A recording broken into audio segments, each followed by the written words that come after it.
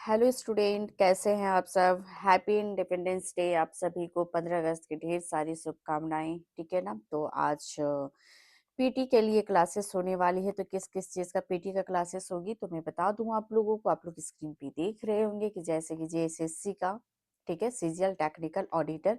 JSSC जो आपका inter level का है, इसके लिए इम्पोर्टेंट है क्लास। आपका जेपीएसी 14th प्लस 15th जेपीसी के लिए ये क्लास इंपॉर्टेंट है। एंड आपका BPSC and BPSC AEDO general paper का क्लास है जो पीटी का इम्पोर्टेंट है। ठीक है ना। तो ये जो लास्ट क्लास जो मैं आप लोगों को पढ़ाई थी उसमें क्या था कि जो सब्जेक्ट थे जो मैं बताई थी कि साइंस, ठीक है, साइंस एंड हिस्ट्री का अलग से क्लासेस करवा दूंगी। तो आज आपका जो क्लासेस होने वाले हैं एमसीक्यू क्लास, वो साइंस एंड हिस्ट्री के होने वाले हैं। ठीक है। तो हिस्ट्री के आपके जो क्वेश्चंस रहेंगे आज आपके 15 अगस्त से रिलेटेड रहेंगे, तो आप लोग प्लीज मिस मत कीजिएगा। आप लोगों को मैं बता दूं कि बीपीएससी का भी एग्जाम जो है आपका लास्ट, अगर 72वीं बीपीएससी का एग्जाम लेता है तो लास्ट अभी आपका अगस्त सितंबर, लास्ट सितंबर में आपका सितंबर का लास्ट वीक जो है ना उसमें आपका एग्जाम होगा। देन आप कह सकते हैं कि जो भी जेएसएससी सीजीएल टेक्निकल ऑडिटर वाले हैं इनका भी सितंबर तक आप लोगों को बता देती हूँ कि झारखंड में कोई भी एग्जाम कंडक्ट नहीं करवाया जाएगा। तो अक्टूबर में इसका फर्स्ट वीक में होने की पॉसिबिलिटी है।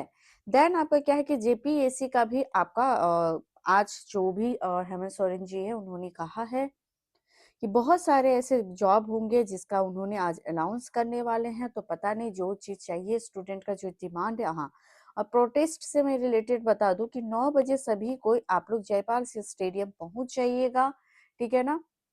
ये जो वीडियो रहेगा आपका मैं 9 बजे के बाद ही अपलोड कर दूंगी। ठीक है, क्योंकि ये वीडियो बहुत पहले ही मैं रिकॉर्ड कर ले रही हूँ क्योंकि मुझे भी जाना पड़ेगा। ठीक है ना।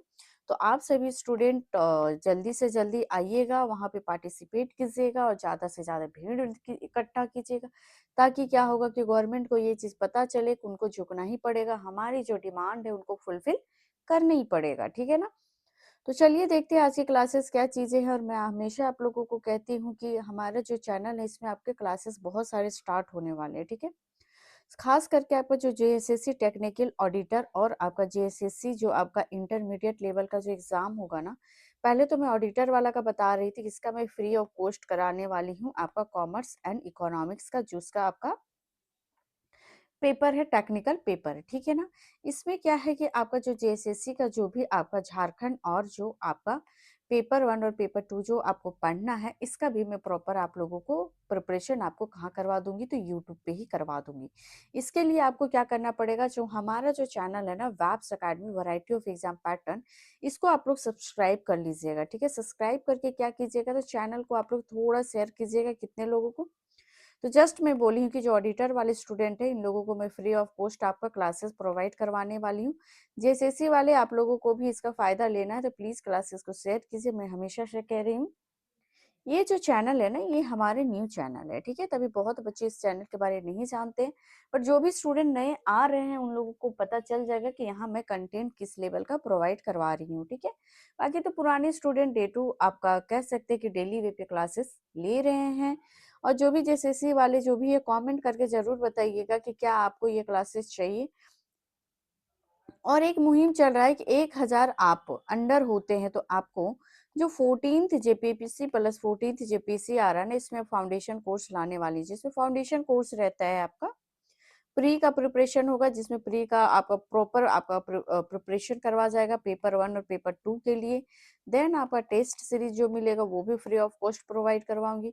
मेंस में भी वही सेम चीज रहेगा, मेंस का प्रॉपर प्रिपरेशन एंड आपका आंसर राइटिंग क्लासेस लूंगी और टेस्ट लूंगी। ठीक है। और बाकी इंटरव्यू का प्रिपरेशन करवाया जाएगा। यूपीएससी का आपका 2027 और 28 के लिए आपका स्टार्ट होगा। तो प्लीज आप लोग कीजिए इसका क्लासेस। ठीक है। और लेना है इसका फायदा तो आप लोग टेलीग्राम लिंक से जरूर जुड़िएगा। डिस्क्रिप्शन बॉक्स में इसका लिंक दिया हुआ रहता है। टेलीग्राम लिंक है हमारा वेब्स अकेडमी 24 जो डिस्क्रिप्शन बॉक्स में, और इंस्टाग्राम का लिंक दोनों रहता है। तो आप लोग जाके वहां से डायरेक्ट रूप में जुड़िए और 1000 के अंदर में आप लोग रहिए। 1000 के अंदर जितने भी बच्चे रहेंगे उन लोगों को एक्स्ट्रा बेनिफिट प्रोवाइड करवाया जाएगा। ज्यादा से ज्यादा चैनल को शेयर कीजिए, खास करके ऑडिटर और जेएसएससी इंटरमीडिएट वाले, ठीक है ना, क्योंकि आप लोगों के लिए कुछ अच्छा ही सोच के आई हूँ मैं। और आपका ये जो है आपका टेक्निकल वाले बच्चे, आप लोगों का तो यूट्यूब में फ्री ऑफ कॉस्ट है। तो मैं हमेशा किससे कह रही हूँ कि आप लोग ज़्यादा से ज़्यादा शेयर करो, हर स्टूडेंट 15 लोगों को शेयर करके बस बोलो सब्सक्राइब करने के लिए, क्योंकि चैनल न्यू है तो इसको मुझे चैनल को मोनेटाइज करवाना है, तो आई नीडेड सब्सक्राइबर, ठीक है, मुझे नीड है सब्सक्राइबर का, तो इतना आप लोग हेल्प करो, बाकी मैं आप लोगों को हेल्प करूंगी, ठीक है। अब बीपीएससी के लिए ये मोस्ट इंपॉर्टेंट क्लास है, क्योंकि ये इसके जो क्वेश्चंस का जो लेवल है ना, कह सकते हैं कि बहुत ही अच्छे हैं, ठीक है। आप लोग जैसे जो इंटर वाले जो ऑडिटर वाले हैं ना, आपके 20 और 30 क्वेश्चंस यहाँ से आएंगे, ठीक है ना। बाकी तो आपका कह सकते हैं कि जेपीएससी में ज्यादा क्वेश्चंस नहीं आते, मैक्सिमम 10 क्वेश्चन आते हैं, और आपका बीपीएससी में जो एईडीओ में यहाँ भी 10 क्वेश्चंस इसके आते हैं। बाकी ज्यादा क्वेश्चन आपके टेक्निकल ऑडिटर एचएसएससी जो इंटरमीडिएट है इसमें ज्यादा क्वेश्चंस आते हैं, ठीक है। तो चलिए क्लास स्टार्ट करते हैं। आप लोगों को फिर से अगेन एक बार बोलती हूँ, आप लोगों को 15 अगस्त की ढेर सारी शुभकामनाएं हैं, ठीक है। चलिए, पहला क्वेश्चन एक्चुअली स्लाइड ऊपर नीचे हो गया था, ठीक है ना। चलो इसको देखते हैं। पहला क्वेश्चन हम लोग स्टार्ट करते हैं साइंस के, ठीक है। साइंस के क्वेश्चन से स्टार्ट करते हैं, तो ये रहा हमारा पहला क्वेश्चन। बताइए इसका करेक्ट आंसर क्या होना चाहिए, ठीक है। क्या हो जाएगा इसका correct answer? Option number sorry, question कह रहा है कि फोटोसिंथेसिस जो होता है, यानी कि जो प्रकाश का संश्लेषण में पौधे मुख्यतः किस गैस का उपयोग करते हैं? क्या ये ऑक्सीजन होता है, नाइट्रोजन होता है, कार्बन डाइऑक्साइड होता है, या फिर हाइड्रोजन होता है? ये वेरी इजीएस्ट क्वेश्चन है, तो इसका आंसर आप लोगों को बता दिए होंगे, ठीक है। तो इसका जो करेक्ट आंसर हो जाएगा आपका कार्बन डाइऑक्साइड, ठीक है। पौधे का संश्लेषण CO2 प्लस वाटर, ठीक है, वाटर का उपयोग करके क्या किया जाता है, तो ग्लूकोज बनाते हैं और ऑक्सीजन को छोड़ते हैं, ठीक है। नेक्स्ट क्वेश्चन चलिए देखते हैं क्या है हमारा।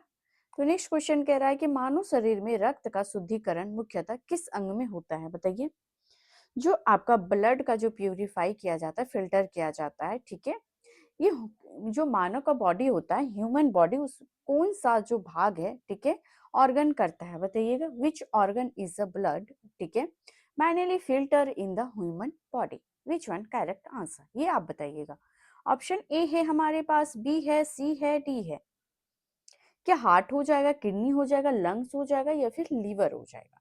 तो हमेशा याद रखिएगा, जो आपका ब्लड को जो फिल्टर करता है, ये आपका किडनी करता है, ठीक है। किडनी क्या करता है? Kidney filter blood and remove जो भी आपका नाइट्रोजन्स जो वेस्टेज होते हैं, इसको excess water and salt from आपका यूरिन। तो ये कौन करता है आपका काम?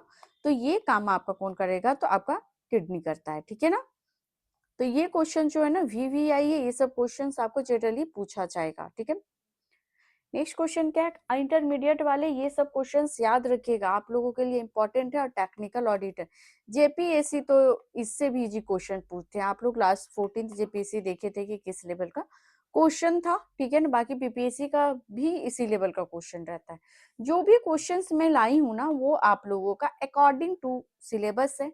देन कह सकते हैं जो इतने भी प्रीवियस ईयर जो क्वेश्चंस पूछे जाते हैं ना, उसी को देखते हुए इस क्वेश्चंस को मैं प्रोवाइड करवा रही हूँ, ठीक है। चलें, और क्लास कैसा लगता है आप लोगों को, प्लीज मुझे कमेंट करके जरूर बताइएगा, ठीक है ना, क्योंकि आप लोग कमेंट नहीं करते।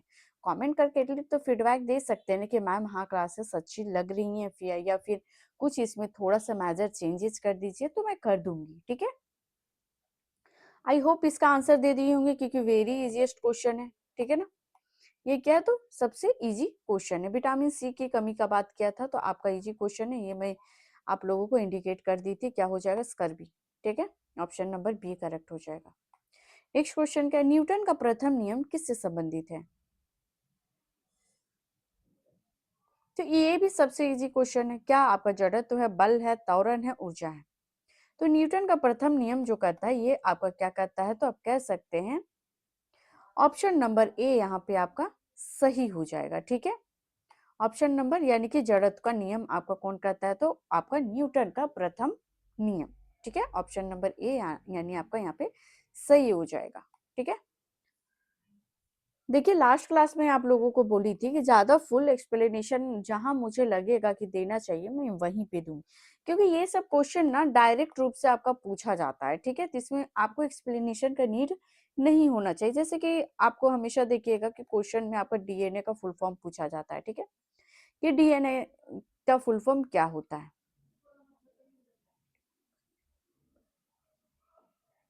तो इसका करेक्ट आंसर हो जाएगा deoxy ribonucleic acid. Option number A इसका क्या हो जाएगा?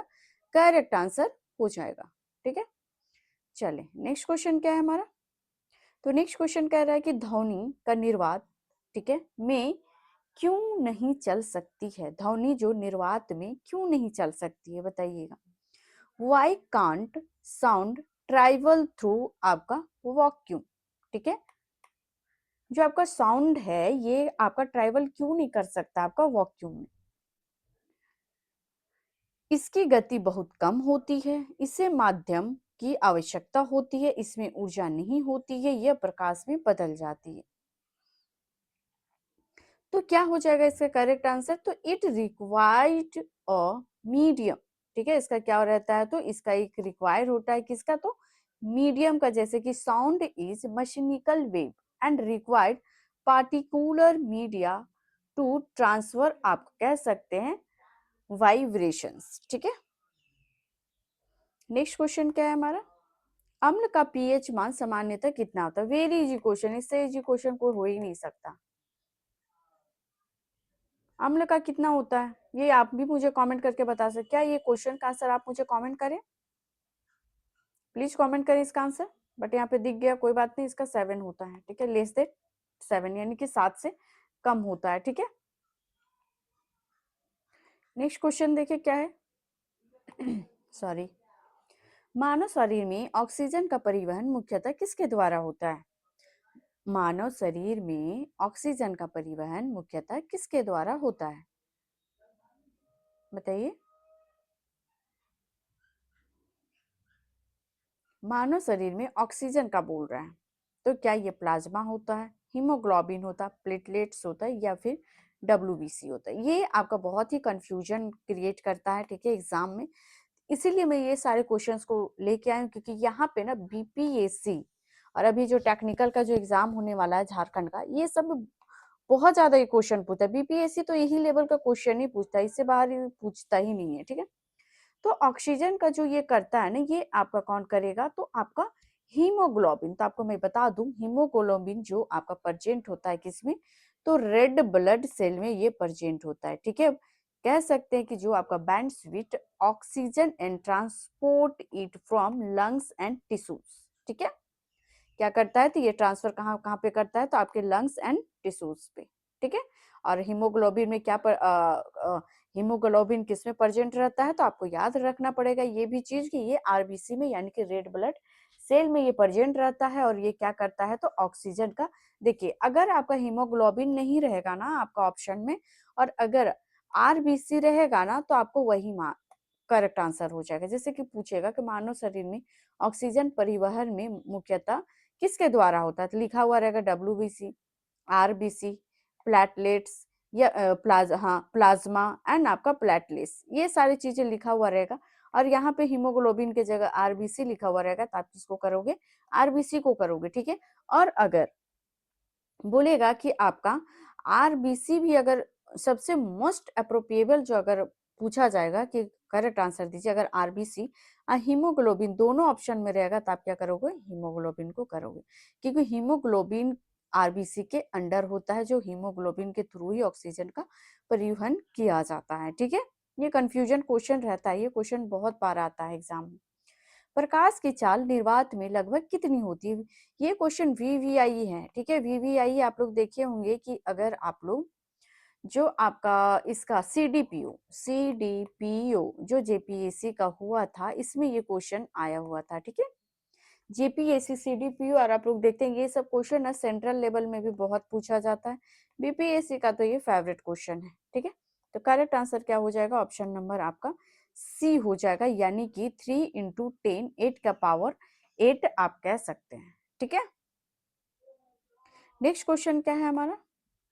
कोशिकाई का पावर हाउस किसे कहा जाता है? ये भी वीवीआई क्वेश्चन है, ठीक है। वीवीआई क्वेश्चन है क्योंकि बहुत स्टूडेंट अगर बहुत कम समय से पढ़ रहे हैं, ठीक है, क्योंकि जो बहुत टाइम से पढ़ रहे हैं 3 लोगों को तो क्या हो जाता है, तो रट लेते हैं, यानी कि इनको पता होता है कि इसका मतलब क्या होता है, कि पावर हाउस किसे कहते हैं, ठीक है।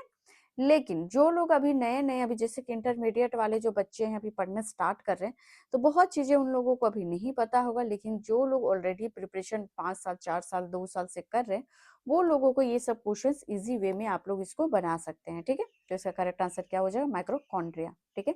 जिसको क्या कहा जाता है, कि जो भी आपके ये होते हैं कोशिका, उनके पावर हाउस कहा जाता है, यानी cell of the power house किसको कहा जाता है, तो माइक्रोकॉन्ड्रिया को कहा जाता है, ठीक है ना। चलो नेक्स्ट क्वेश्चन, क्या लोहे में जंग लगने के लिए मुख्यतः किन चीजों की आवश्यकता होती है? बीपीएससी बहुत बार, ठीक है, बहुत बार रिपीटेड, 69th 68th में ये दोनों बार ये क्वेश्चन पूछा गया, इससे पहले भी पूछा गया होगा, ठीक है, लेकिन ये अभी तक 17th में नहीं पूछा गया है, ठीक है। हो सकता है 71 या 72 भी पेशे में ये पूछ दे, ठीक है। क्या हो जाएगा इसका करेक्ट आंसर? तो क्या इसमें आपका ओनली ऑक्सीजन, ओनली आपका वाटर, या फिर कह सकते हैं ऑक्सीजन एंड मॉइस्चर, ठीक है। तो लोहे में जंग लगने का जो मेन जो किन चीजों की आवश्यकता होती है, तो आप कह सकते हैं कि आपका जो ऑक्सीजन होता है और मॉइस्चर यानी कि नमी, उसके कारण आपका लोहे में क्या है, तो लोहे में जंग लगने की मुख्यतः इन चीजों से आवश्यकता होती है, ठीक है। चलिए नेक्स्ट क्वेश्चन क्या है, बहुत सारे क्वेश्चन है, ठीक है ना। आप लोगों को क्लास कैसा लगता है प्लीज कमेंट करके जरूर बताइएगा, ठीक है ना। बहुत ही ज्यादा ब्रीफ वे में मैं एक्सप्लेनेशन दे रही हूँ, ताकि आपका क्या होगा कि जो चीजें, क्योंकि देखिए पीटी का एग्जाम है ना, तो जब आपका मेंस का क्लासेस लूंगी ना मैं ऐप पे, अपना जो ऐप लॉन्च करने वाली हूँ उसमें लूंगी, तो मैं प्रॉपर आप लोगों को ये सारी चीजें करवा दूंगी। इसका अगर फायदा उठाना है तो जल्दी से चैनल को सब्सक्राइब करके टेलीग्राम का लिंक जो डिस्क्रिप्शन बॉक्स में दिया हुआ है वहां पे जाकर जुड़ जाइएगा, ठीक है। और जब भी आप अगर 1000 के अंदर रहते हैं आप टेलीग्राम लिंक पे, तो जब भी आप मुझे कॉल करके बोलोगे कि मुझे मैम मुझे इस कोर्स को परचेज करना है यानी खरीदना है, तो देखूंगी मैं जाके कि आप लोग मेरे 1000 के अंडर बच्चे हो, तो मैं आपको एक्स्ट्रा बेनिफिट प्रोवाइड करवा दूंगी अदर स्टूडेंट के कंपैरिजन में, ठीक है। और ज्यादा से ज्यादा शेयर कीजिएगा, जो भी आपके फैमिली मेंबर में जो भी बच्चे अगर प्रिपरेशन करना चाह रहे हैं यूपीएससी का। आपको एक चीज और बता दूं, हमारा चैनल यूपीएससी का भी प्रिपरेशन करवाता है, ठीक है। आप लोगों डेली वे में मैं बता दूं, आप लोग जाइएगा कहाँ पे, तो वैप्स अकेडमी, यानी कि वैरायटी ऑफ चैनल का नाम है। अब वैप्स अकेडमी नहीं मिलेगा तो आप चैनल को जाके सर्च कीजिएगा यूट्यूब में, variety of exam pattern with strategy, ठीक है। इसको सर्च करके देखिएगा कि आपका यूपीएससी के लिए हर जो भी आपके स्टेट के जितने भी एग्जाम, जैसे कि जेपीएससी, बीपीएससी या फिर अदर जो भी एग्जाम है, इसके लिए एवरीडे द हिंदू का क्लास करवाया जाता है। जो द हिंदू न्यूज़पेपर आप लोगों को पता है, इससे ऊपर कहीं से भी क्वेश्चंस नहीं पूछा जाता, डेली आपको प्रोवाइड करवाया जाता है हिंदी में, ठीक है। हिंदी में, क्योंकि आप लोगों को पता हो तो होगा कि द हिंदू का न्यूज़पेपर इंग्लिश होता है, तो उसको द हिंदू में सर के द्वारा एवरीडे करवाया जाता है। उसमें बहुत मैक्सिमम बच्चे देखते हैं, मेरे जितने सब्सक्राइबर नहीं वहां पे उतने मेरे व्यूवर्स हैं, ठीक है। तो आप लोगों से भी मैं बता रही हूँ कि जो भी बच्चे अगर जेपीएससी, बीपीएससी, ऑडिटर जितने भी स्टूडेंट है, प्लीज डेली करंट अफेयर्स का क्लास जाके कीजिए, एवरीडे करवाया जाता है। 30 से 40 मिनट का क्लास रहता है, आप लोग आराम से 1.25 के स्पीड से क्लासेस को ले लीजिएगा, ठीक है ना। सर बहुत ही अच्छा पढ़ाते हैं, आप वहां पे जाओ और पढ़ो। मैं बता दूं कि झारखंड और बिहार में, मैं बता देती हूँ, बिहार और झारखंड के लिए स्पेशल द हिंदू कोई नहीं करवाता है। द हिंदू आपका यूपीएससी के लिए होता है, लेकिन मैं सर को बोलूंगी कि यूपीएससी के साथ साथ वो जेपीएससी और बीपीएससी में भी फोकस करके वो क्लासेस लेते हैं, ठीक है।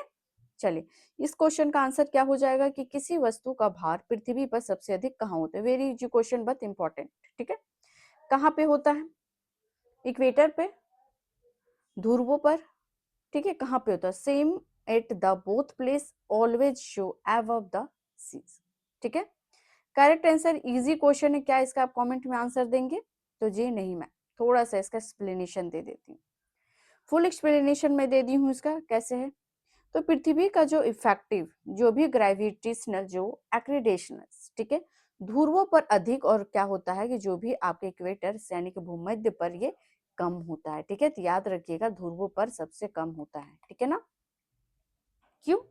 क्योंकि इसका देख सकते हैं कि इसीलिए कह सकते हैं इसका जो वेट होता है ना, आपको ये भी पूछा जाएगा कि इसका वेट क्या होता है। तो जो वेट होता है ना, मास इनटू ग्रेविटी, यानी कि आपका एम मास इनटू जी कह सकते हैं, मास इनटू जी, यानी कि आप कह सकते हैं ग्रेविटेशनल जी मतलब ग्रेविटीज होता है, ठीक है ना। जब जी अधिक होता है तो वेट भी अधिक होता है, याद रखिएगा इसे। जब जी यानी कि ग्रेविटेशनल जब अधिक होता है तो आपका वेट भी यहाँ पे अधिक देखने को मिलता है। और ये भी याद रखिए, पृथ्वी का जो रेशनल इक्वेटर पर क्या होता है कि सेंट्रीफ्यूगल जो भी इफेक्ट अधिक पैदा करती है, क्या करता है, जो इफेक्ट जो होता है सेंट्रीफ्यूगल इफेक्ट जो होता है वो आपका मैक्सिमम मात्रा में पैदा होता है, ठीक है। इसे क्या कर सकते हैं कि पृथ्वी पर ध्रुव पर थोड़ी चपटी और इक्वेटर इक्वेटर जो होता है उसमें क्या होता है, उभरी हुई।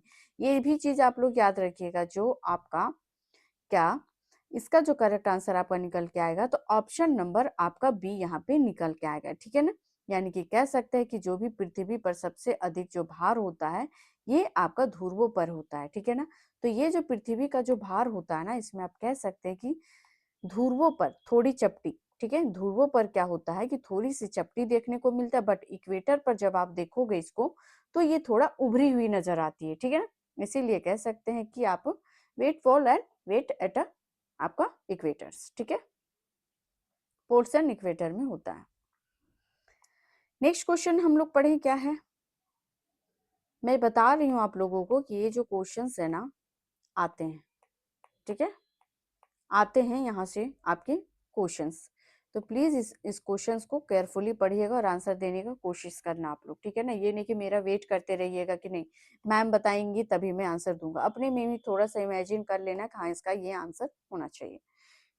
नेक्स्ट क्वेश्चन क्या है, निम्न में से कौन सा रक्त घटक रोगों से लड़ने में प्रमुख भूमिका निभाता है, बताइएगा। रोग से कौन लड़ता है आपका, आरबीसी है, डब्ल्यूबीसी है, प्लेटलेट्स है, प्लाज्मा ओनली।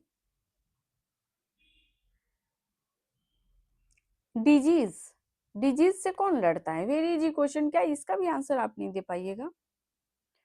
तो जो डब्ल्यूबीसी है ना, जो आपका व्हाइट ब्लड सेल श्वेत रक्त आपका कोशिकाएं, ये क्या है कि आपका इम्यूनिटी सिस्टम के लिए ये महत्वपूर्ण हिस्सा है। जो हमारा बॉडी का जो इम्यून जो पावर होता है ना, इम्यून पावर जो नहीं बोला जाता कि कभी कभी बहुत ज्यादा वीकनेस लगने लगता है तो कहते हैं कि नहीं यार मेरा इम्यूनिटी थोड़ा सा घट गया है, ठीक है, मेरा इम्यून पावर काम नहीं कर रहा है, मतलब थोड़ा सा वीकनेस लग रहा है ये वो, तो वो उसका जो कार्य रहता है ये डब्ल्यूबीसी ही करता है, ठीक है। आरबीसी क्या करता है, अभी जस्ट बोले कि ऑक्सीजन का ट्रांसफर करता है, ठीक है। तो ऑक्सीजन में किस से, तो हीमोग्लोबिन, याद रखिएगा हीमोग्लोबिन, ठीक है। डब्ल्यूबीसी क्या है, तो ये आपका क्या करता है, डिफेंस या इम्यूनिटी का कार्य करता है। प्लेटलेट्स क्या आता है, तो प्लेटलेट्स आपका, ये सब क्वेश्चंस में आपको शॉर्ट में बता दे रही हूँ सारे ऑप्शंस का, क्योंकि यहाँ से क्वेश्चंस आते हैं, ठीक है। आप इसको लाइट वे में मत लीजिएगा, हल्के में मत लेना, क्वेश्चंस पूछे ही जाते हैं, ठीक है। आप लोग को बता दूं कि इंटरमीडिएट के लिए आपका 30 क्वेश्चंस है, फिर आपका पीटी प्लस मेंस मिला के आपको बता दूं कि जो ऑडिटर वाले उनको 20 क्वेश्चंस आएंगे यहाँ पे, बाकी 10 क्वेश्चन आपके जेपीएससी के लिए और बीपीएससी के लिए 10 क्वेश्चंस आएंगे यहाँ से। तो फिर प्लेटलेट्स क्या करता है, तो ब्लड कोटिंग का कार्य करता है, ठीक है। ब्लड कोटिंग आपका कौन सा विटामिन से होता है, प्लीज मुझे कमेंट करके ये बताइएगा, which vitamin related to blood clotting, यानी कि कह सकते हैं रक्त का थक्का जमना कौन सा आपका विटामिन का है, ठीक है, ये कमेंट करके जरूर बताइएगा। प्लाज्मा क्या है, तो ये है आपका लिक्विड मीडियम ट्रांसपोर्टिंग आपका वायरस आपका सब्सटेंस है, ठीक है, क्या है, तो वायरस का एक आपका प्लाज्मा एक सब्सटेंस है, ठीक है। चले नेक्स्ट क्वेश्चन क्या है हमारा, निम्नलिखित में से कौन सा पदार्थ अम्लीय वर्षा में मुख्यतः क्या है, मुख्य योगदान देता है, अम्लीय वर्षा। जल्दी जल्दी कर क्वेश्चंस करते हैं क्योंकि हमारे पास अभी बहुत क्वेश्चंस है, ठीक है। Option A B C D, तो इजी क्वेश्चन है, यहाँ पे ऑप्शन आपका ए हो जाएगा, ठीक है। तो क्या हो जाएगा, जो आपका SO2 जो आपका NOx, ठीक है, जो एटमोस्फेरिक जो आपका रिएक्शंस माध्यम में क्या है, तो सल्फ्यूरिक एंड नाइट्रिक एसिड के निर्माण में योगदान कर सकते हैं। इसमें क्या सकते हैं कि पीएच कम हो सकता है, ठीक है। चलिए नेक्स्ट क्वेश्चन क्या है, नेक्स्ट क्वेश्चन कह रहा है निम्न में से कौन सा रोग वायरस के कारण होता है, अभी जस्ट हम लोग देखें, ठीक है, वायरस अभी जस्ट पढ़े ना, ठीक है। तो क्या वायरस के कारण आपका क्षय रोग होता है, टाइफाइड होता है, खसरा होता है या फिर हैजा? तो वायरस किसके लिए होता है तो आप लोगों को पता होगा, वेरी इजी क्वेश्चन है, ठीक है ना। किसके लिए होता है तो आपका खसरा का लिए होता है, ठीक है। ऑप्शन नंबर यहाँ पे सी सही हो जाएगा। निम्नलिखित में से किस, हाँ अब देखते हैं हिस्ट्री के क्वेश्चन, ठीक है। हिस्ट्री के क्वेश्चन आ गए हैं। एक्चुअली ये जो क्वेश्चन था ना, मैं आप लोगों के लिए लाई थी, ठीक है, बट कोई बात नहीं, इसका मैं आंसर बता दी, मैं डिकोड नहीं कर पाई, ठीक है। चले नेक्स्ट क्वेश्चन क्या है हमारा, निम्न में से किस हड़प्पा स्थल से ग्रेट बाथ प्राप्त हुआ है, बताइएगा। कौन सा स्थल से ग्रेट प्राप्त हुआ है। देखिए आप लोग ना प्रोटेस्ट के साथ साथ ना आप लोग क्लासेस को भी लेना, ठीक है ना, क्योंकि एग्जाम का नोटिफिकेशन दे दिया जाएगा तो प्रोटेस्ट के साथ साथ आपको दोनों चीजें बैलेंस करके चलना पड़ेगा, ठीक है। तो मैं आप लोगों को डेली वे में क्लासेस प्रोवाइड करवा दे रही हूँ। आप लोग इसको थोड़ा स्वीट करके देख सकते हो या फिर नॉर्मल भी देख सकते हो। और हाँ, क्लास कैसा लगता है आप लोग प्लीज कमेंट करके जरूर बताइएगा। और आप लोग बिना लाइक किए हुए चले जाते, ये बहुत अच्छी बात नहीं है। मैं आप लोगों को ये वाले जो पेपर वन का जो भी है आपका जेपीएससी पीटी का, फिर आपका बीपीएससी का, ऑडिटर का, टेक्निकल, जेएसएससी इंटरमीडिएट लेवल, इसका मैं यहाँ पे प्रॉपर वे में क्लासेस आप लोगों को करवा रही हूँ, तो यार फीडबैक तो बनता है ना। क्या आप लोग कोर्सेज खरीदने जाओगे ना तो 4000 5000 ऐसे हैं, ऑफर में लोग प्रोवाइड कर रहे हैं, मैं तो यहाँ फ्री करवा रही हूँ। तो आप लोग की भी तो रिस्पॉन्सिबिलिटीज हैं कि हाँ मैं फ्री दे रही हूँ तो मैं कर दूं। खास करके ऑडिटर वाले आप लोगों को तो पता ही नहीं कि क्या मैं बोलूँ आप लोगों को, ठीक है। लास्ट क्लास से ही मैं बोल रही हूँ कि यार आप लोग के लिए फ्री है सारी चीजें ये। चलें, निम्नलिखित में से किस हड़प्पा स्थल, ये इजी क्वेश्चन है, क्या आपका हड़प्पा हो जाएगा, मोहनजोदड़ो, लोथल, कालीबंगा। क्वेश्चन यहाँ से बहुत भर भर के पूछता है, ठीक है। तो जो आपका ग्रेट बाथ है ये मोहनजोदड़ो का है, ठीक है। ग्रेट बाथ जो मोहनजोदड़ो में है, ठीक है। लोथल में प्रसिद्ध क्या है तो आप कह सकते हैं कि आप कैसे डोक्यार्ड। डोक्यार्ड के लिए जाना जाता है कौन तो आपका लोथल, ग्रेट बाथ के लिए मोहनजोदड़ो, और कालीबंगा किसके लिए जानता है तो सिंपल सी जानिएगा, एग्रीकल्चर के लिए जाता है, ठीक है। एग्रीकल्चर फील्ड के लिए कौन जाना जाता है तो कालीबंगा जाना जाता है, ठीक है। आप मुझे ये बताइएगा कि जूते हुए यानी कि जोते हुए, ठीक है, खेत कहाँ देखने को मिले हैं, प्लीज कमेंट करके बताइएगा। एग्जाम ट्रैप पूछेगा कि जो आपका ग्रेट बाथ, लोथल, डोक्यार्ड कंफ्यूज ना करें, ठीक है। अगर एग्जाम में आपको पूछा जाएगा, मैं ये चीज मेंशन करके लाई हूँ कि अगर आपका डोक्यार्ड बोलेगा ना तो आप मोहनजोदड़ो नहीं चल जाइएगा, ठीक है।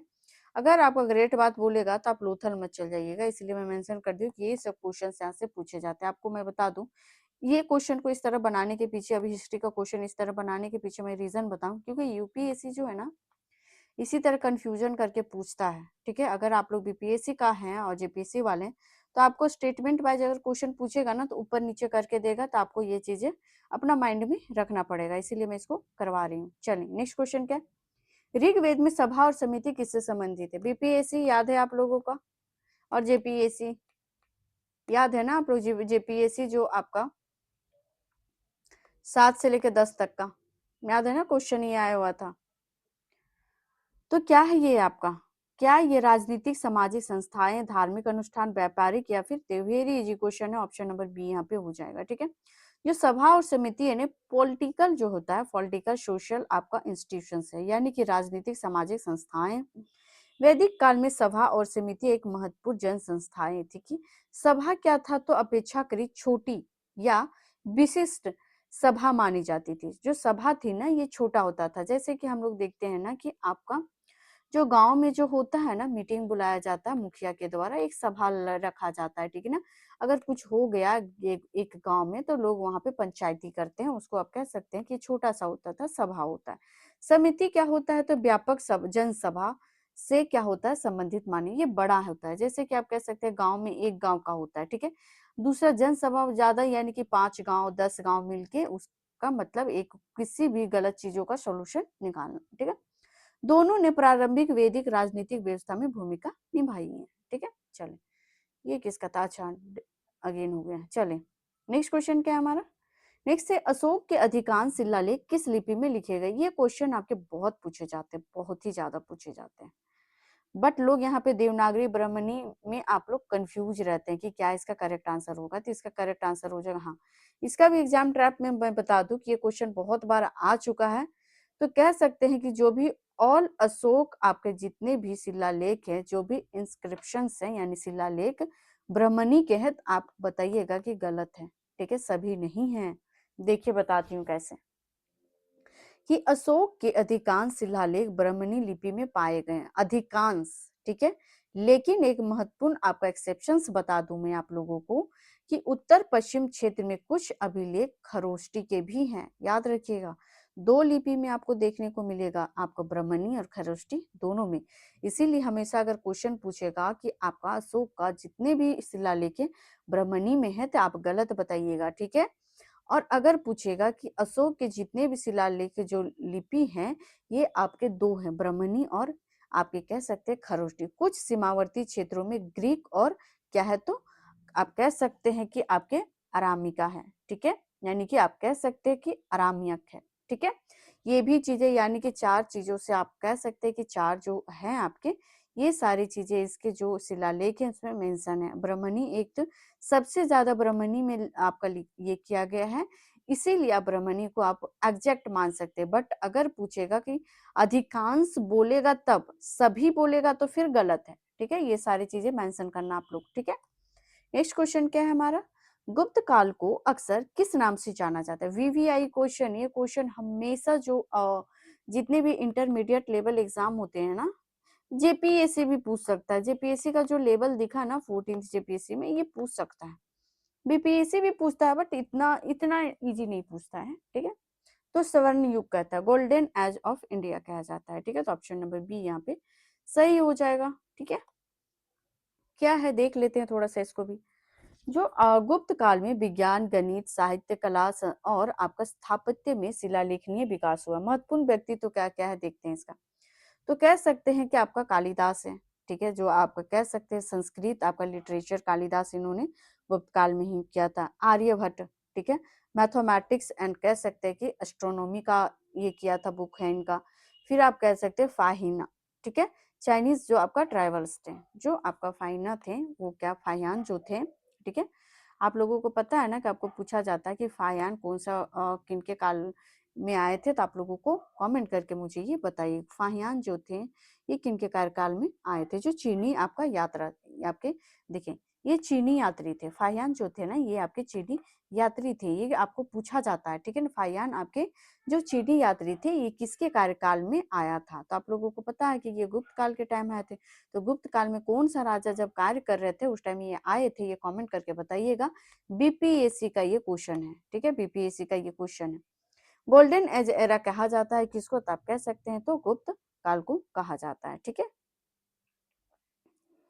नेक्स्ट क्वेश्चन क्या है हमारा, निम्नलिखित में से किस शासक को विक्रमादित्य की उपाधि से जोड़ा जाता है। किसको जोड़ा जाता है, विक्रमादित्य की उपाधि किसको जोड़ा जाता है। समुद्रगुप्त, चंद्रगुप्त, स्कंदगुप्त, कुमारगुप्त, किसको बोला जाता है। इजी क्वेश्चन है। चले, चंद्रगुप्त द्वितीय जो थे, ठीक है, चंद्रगुप्त जो द्वितीय थे, इनको क्या कहा गया है, तो आप कह सकते हैं कि इनको जो चंद्रगुप्त द्वितीय इज ट्रेडिशनली एसोसिएटेड विद आपका लिटिल आपका विक्रमादित्य को उपाधि दिया गया था। किसको, तो जो गुप्त है इनका द्वितीय को। ठीक है, ये सारी चीजें हैं इनके। ठीक है, नेक्स्ट क्वेश्चन क्या है हमारा, दिल्ली सल्तनत में एकता प्रणाली का संबंध मुख्यतः किससे था। मैं बता दूं कि क्लासेस में थोड़ा जल्दी जल्दी ले रही हूँ। ठीक है ना, रिकॉर्डेड करके रख लूंगी इसको, मैं जब प्रोटेस्ट में जाऊंगी उसी टाइम, उसे जाने से पहले ही अपलोड कर दूंगी, क्योंकि 9 बजे ही जाना है।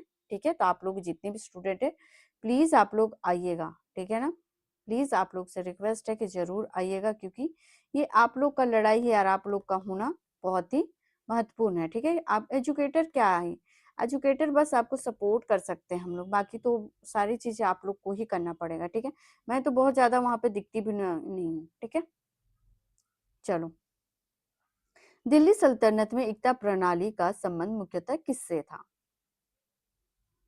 भूमि, राजस्व, प्रशासन, धार्मिक, समुद्री व्यापार या फिर निर्माण। एकता प्रथा, ये क्वेश्चन आता ही आता है। ठीक है, चलो, इसका जो था आपका भूमि राजस्व से था, क्या क्या चीजें था, तो एकता जो प्रशासनिक एक राजस्व व्यवस्था था। ठीक है, यानी कि एकता को किसी क्षेत्र में राजस्व प्राप्त करने का अधिकार दिया जाता था, इसके बदले वह प्रशासन एवं सैन्य दायित्व को निभाता था। ठीक है। नेक्स्ट क्वेश्चन क्या है हमारा? नेक्स्ट है अकबर की सुलह ए कुल नीति मुख्य अर्थ क्या है? जो आपका ये क्वेश्चन आ सकता है, अकबर का सुलह ओ कुल नीति का मुख्य अर्थ क्या था? बताने क्या हो जाएगा इसका करेक्ट आंसर? केवल धार्मिक सार्वभौमिक शांति एवं आपका सहिष्णुता, तो यही आपका करेक्ट आंसर हो जाएगा। ऑप्शन नंबर बी हो जाएगा। जो अकबर के जो सुलह कुल का जो आपका मुख्य अर्थ था, ये सार्वभौमिक शांति और सुलह कुलता था। ठीक है, यानी कि अकबर की शासन व्यवस्था में विभिन्न धार्मिक समुदायों के प्रति सहिष्णुता और समावेशी दृष्टिकोण से इसे जोड़ा जाता है। ठीक है, सुलह एक कुल का अर्थ होता है, आप कह सकते हैं ब्रॉडली पीस विथ ऑल। ठीक है। नेक्स्ट क्वेश्चन क्या है? स्थायी बंदोबस्त परमानेंट जो सेटलमेंट 1793, ठीक है, यानी कि 1793 में किसने लागू किया? Who introduced the permanent settlement in 1793? Lord Wellesley, Lord Cornwallis, Lord Dalhousie या फिर वॉरेन हेस्टिंग? तो इजी क्वेश्चन है। ये क्वेश्चन मैं बता दूं आप लोगों को, जो लोग आपका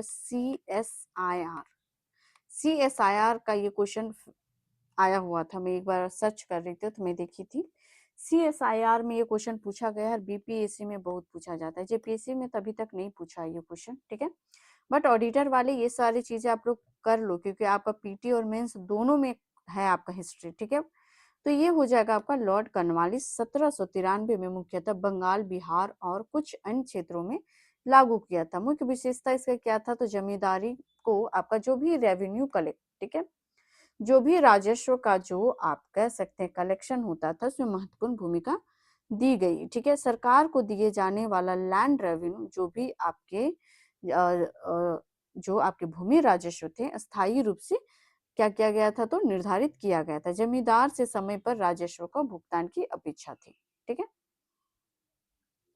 नेक्स्ट क्वेश्चन क्या है? भारतीय स्वतंत्रता अधिनियम 1947 को ब्रिटिश संसद ने कब पारित किया? बताइए। इसको नहीं पता बता पाइएगा तो फिर क्या ही बता पाइएगा आप लोग। When was the India Independence Act 1947 passed by the British Parliament? 3 जून, ठीक है, 1947, 18 जुलाई 1947, 15 अगस्त 1947, 26 जुलाई 1947। Very easy question. ठीक है, तो देखो, जो आपका 18 जुलाई 1947 को क्या हुआ था कि माउंट बेटन का प्लान था। ठीक है, इन्होंने क्या किया था? माउंट बेटन ने अलाउंस किया था 3 जून 1947 को किया था।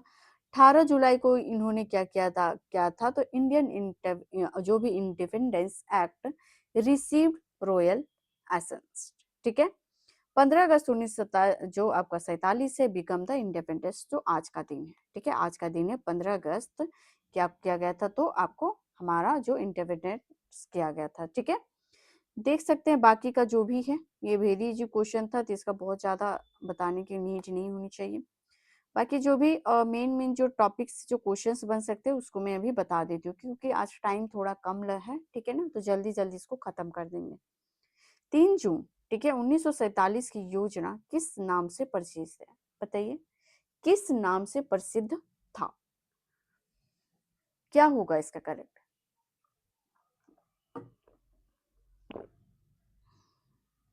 बताना है इसका करेक्ट आंसर क्या हो जाएगा? वेल योजना था, क्रिप्स मिशन था, माउंटबेटन योजना था, कैबिनेट मिशन था? 3 जून को जो हुआ था योजना, चलो, तो ये माउंट बेटन प्लान था। ठीक है, जो आपका माउंट बेटन ने 3 जून को विभिन्न, यानी कि जो भी विभाजन और सत्ता हस्तांतरण के लिए ये योजना को प्रस्तुत किया था। इसका जो मुख्य जो ऑब्जेक्टिव्स होते थे, योजना का मुख्य रूप था कि भारत का विभाजन। ठीक है, ये आप दो जो भी आपके 4 पॉइंट है इसको याद रखिएगा, 4-5 पॉइंट। क्या था इसका मुख्य प्रमुख रूप? था तो भारत का विभाजन था, पंजाब और बंगाल के विभाजन की प्रक्रिया हुई, सत्ता का हस्तांतरण और आपका संबंधित क्षेत्रों में भविष्य का निर्धारण शामिल था। ठीक है, चलिए नेक्स्ट क्वेश्चन क्या है? भारतीय स्वतंत्रता अधिनियम 1947 के अनुसार भारत और पाकिस्तान कब स्वतंत्र जो आपका डोमेन बने? बताइए कब स्वतंत्र डोमिनियन बने?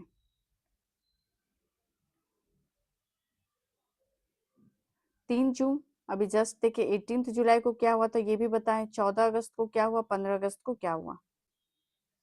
3 चीजें तो बता के आई हूँ, तीसरा सॉरी पहला और दूसरा और डी, ठीक है।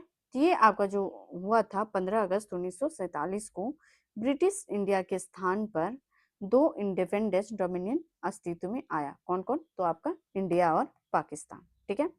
इम्पोर्टेंट क्या क्या है, तो पाकिस्तान में स्वतंत्रता समारोह आपका 14 अगस्त आपका 1947 को हुआ, लेकिन इंडिया में इंडिपेंडेंस आप में जो आपका अपॉइंटमेंट डे बाई 15 अगस्त 1947 था, यानी कि आज का दिन था, ठीक है। 1947 में भारत के अंतिम वायसराय कौन थे, या बताइए इसको।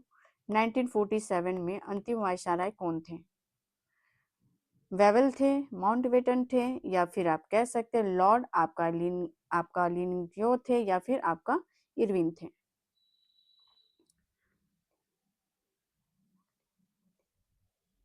बताइए कौन हो जाएगा, ए B C D.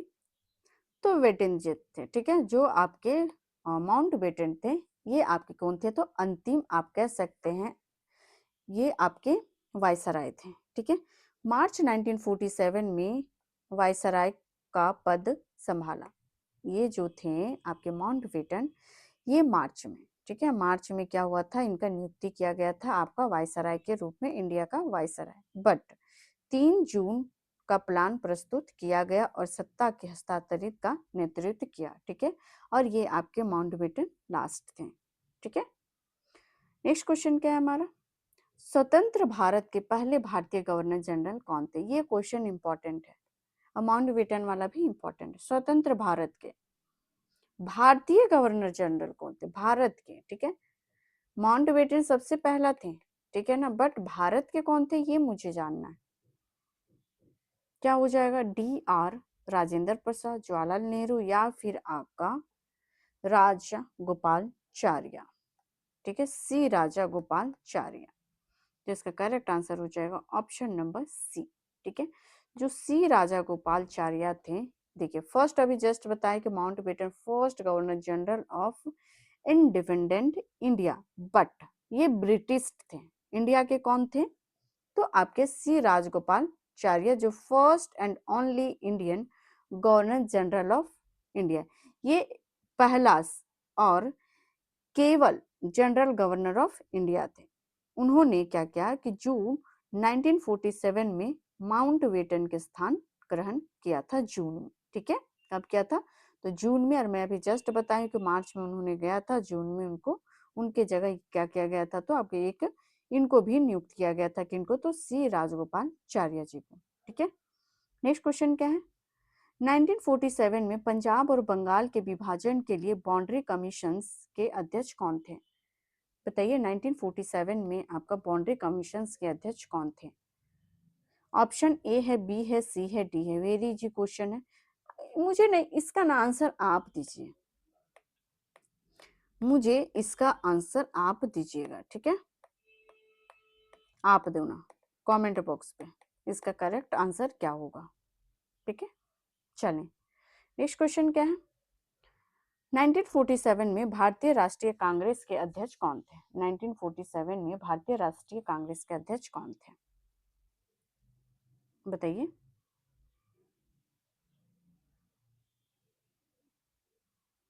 Option A है, बी है, सी है। कृपलानी थे, नेहरू थे, पटेल थे, प्रसाद थे, आर प्रसाद। बताइए कौन हो जाएगा इसका करेक्ट आंसर। तो इजी क्वेश्चन है, जो आपके जेबी कृपलानी 1946 से लेके आप कह सकते हैं कि 47 के दौरान कांग्रेस के प्रेसिडेंट थे, ठीक है। और स्वतंत्रता तथा विभाजन के संक्रमण काल में संगठन का नेतृत्व कर रहे थे। एग्जाम पॉइंट ऑफ व्यू से बस आपको इतना जानना है कि ये 1946 में आपके कांग्रेस के प्रेसिडेंट कौन थे, तो आपके जेपी कृपलानी जी, ठीक है। और 1947 में भी आपके जेपी कृपलानी जी ही थे, ठीक है, जब आपका इंडिपेंडेंस जब इंडिया हुआ था उस टाइम भी आपके कौन थे, तो आपके जेपी कृपलानी जी ही थे, ठीक है। और 46 में ही भी आपका जेपी कृपलानी ही जी थे, ठीक है ना। चलिए नेक्स्ट क्वेश्चन क्या है हमारा। हाँ, तो ये क्वेश्चन देखो, 1947 में जो प्रथम प्रधानमंत्री कौन बने। देखिए आज 15 अगस्त है, ठीक है, इसलिए मैं इतने सारे क्वेश्चंस करवा रही हूँ, ठीक है। क्या हो जाएगा इसके पहला, ये जी क्वेश्चन है, इसके बाद बहुत ज्यादा आपका जेएल नेहरू जी थे, ठीक है। 1940 से 15 अगस्त 1947 को क्या हुआ, ये भारत के पहले प्राइम मिनिस्टर के रूप में ये इन्होंने पद संभाला, ठीक है।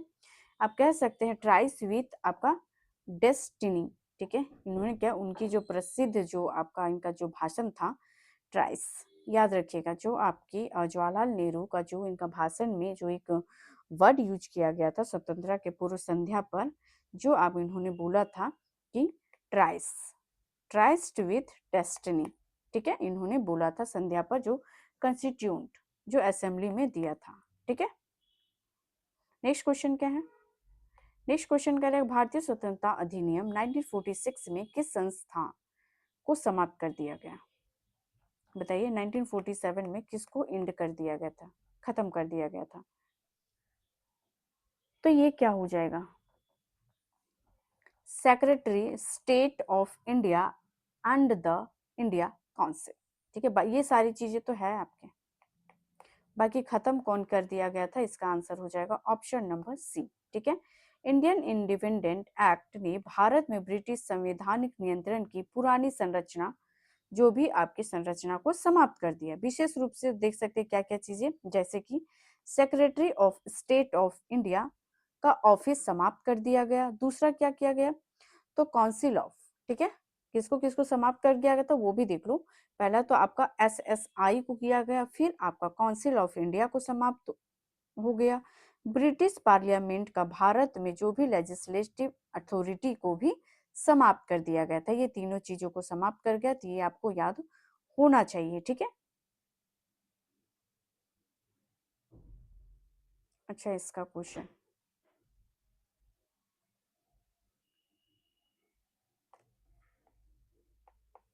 हाँ, नहीं एक्चुअली ना ये सारी चीजों को समाप्त नहीं किया गया था, ठीक है। ओनली आपका सी हो जाएगा, ठीक है, थोड़ा सा कंफ्यूजन हो गया था, बट कोई नहीं। हाँ नेक्स्ट क्वेश्चन क्या है हमारा, 15 अगस्त। अब फाइनली हम लोग पहुंच गए हैं 15 अगस्त। 15 अगस्त 1947 में क्या हुआ कि भारत का संविधान सभा ने किस रूप में कार्य किया, बताइए।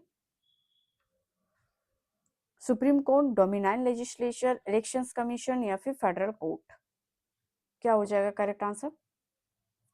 तो किस रूप में कार्य किया था, इजी क्वेश्चन है, तो आपका ऑप्शन नंबर हो जाएगा कौन सा, जस्ट हम लोग अभी ऊपर में ही पढ़े थे, ठीक है। डोमिनियन आपका लेजिस्लेचर, ठीक है, जो भी आपकी डोमिनियन विधानसभा जो विधानमंडल है, स्वतंत्रता के बाद संविधान सभा की डुअल रोल थी, ठीक है। कंस्टिट्यूंट असेंबली यानी कि संविधान बनाने का कार्य क्या, ठीक है। डोमिनियन लेजिस्लेचर क्या हुआ कि केंद्रीय विधायिका के रूप में कानून बनाने का कार्य किया। यह आप कह सकते हैं कि भारत, ये यानी कि जो भी ये व्यवस्था है ये भारत संविधान लागू होने तक चली थी, ठीक है। हाँ, तो आज के लिए इतना ही रहा, ठीक है। आप लोगों को कैसा लगा क्लास प्लीज कमेंट करके जरूर बताइएगा, और हाँ 9 बजे तक आप लोग सबको पहुंच जाइएगा, ठीक है ना। सभी को प्रोटेस्ट में पहुंच जाइएगा, एक तिरंगा जरूर लीजिएगा, ठीक है, अपना हाथ में, ठीक है। और कैसा लगा क्लास ये कमेंट करके जरूर बताइएगा। आप लोगों को फिर से आपको 15 अगस्त के हार्दिक स्वतंत्रता दिवस के हार्दिक हार्दिक शुभकामनाएं, ठीक है। आप लोग जाइए प्रोटेस्ट कीजिए और अपना जीत को हासिल कीजिए। आज के लिए इतना ही करते, फिर मिलते हैं आपका नेक्स्ट क्लास में। कैसा लगा क्लास प्लीज कमेंट करके जरूर बताइएगा। Okay bye, thank you.